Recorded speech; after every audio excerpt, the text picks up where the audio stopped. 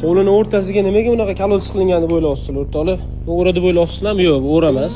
Ya'ni kanalizatsiyadan suv bu yoqqa oqmaydi. Kanalizatsiya uchun qilinmagan bu.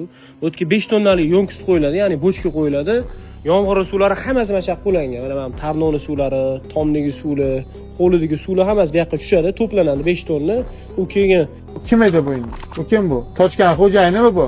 podolga tushib ketadi. Podolda u suv обработка qilinadi, filtrdan o'tkaziladi. Keyin mana palifligi, mashinani yuvishligi qilinyapti. Ya'ni foydali ma'lumot.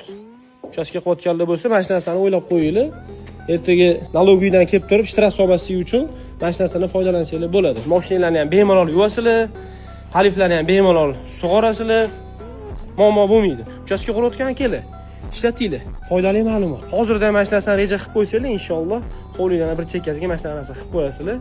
Ma'lumot foydali bo'lgan bo'lsa, profilga obuna bosib qo'yinglar. Mana shunaqa ma'lumotlar постоянно qo'yib boriladi. Bundan buyog'iga уже ekonomni maksimallashtirish kerak. Maksimalni ekonom qilish kerak. Mana bunaqa narsalardan foydalanish kerak. Lakesdan chiqmasin. Charchamaylik.